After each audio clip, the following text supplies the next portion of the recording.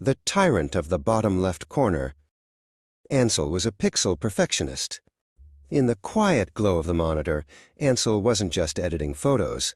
They were conducting a symphony of light and color. Every tool, every slider, every button on the screen was a trusted instrument. All except one. The masterpiece was nearly complete, a majestic photo of a sleeping fox curled in the snow. Only one step remained. Ansel's cursor floated down to the most important button of all, the one tucked into the very bottom left corner. Finalize and frame. To set the mood for this final, triumphant click, Ansel tapped the volume key on the keyboard. And then it appeared. Volley. The dreaded volume indicator, a flat gray rectangle, materialized from nowhere and landed with a digital splat, perfectly obscuring the Finalize and Frame button. "Gah!" Ansel exclaimed, recoiling as if stung.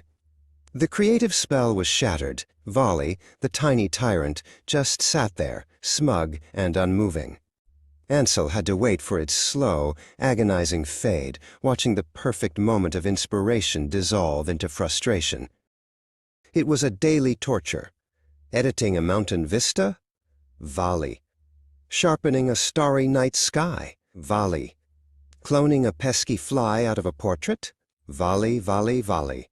The little gray rectangle was the ruler of the corner, and Ansel was its unwilling subject.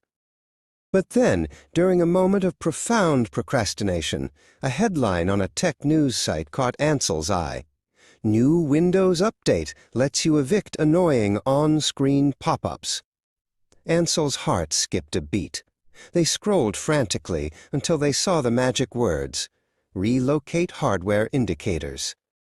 Could this be real? A rebellion? Freedom? With the urgency of a secret agent, Ansel navigated the maze of system settings. They clicked past menus and submenus until, at last, they found it. A new, glorious option. Indicator position. A drop-down menu unfurled like a royal decree. It listed, bottom left, tyranny, or at least that's how Ansel read it. But below were other options. Top left, bottom right, and the most beautiful of them all, top right. With a triumphant click, Ansel banished Volley to the far corner of the screen. It was time. Ansel opened the Fox photo again. The cursor hovered over the Finalize and Frame button, now gloriously unobstructed. Taking a deep, cleansing breath, Ansel pressed the volume key. Volley appeared in the top right corner. It was a harmless speck, a distant cloud in a clear blue sky. The bottom left corner was free.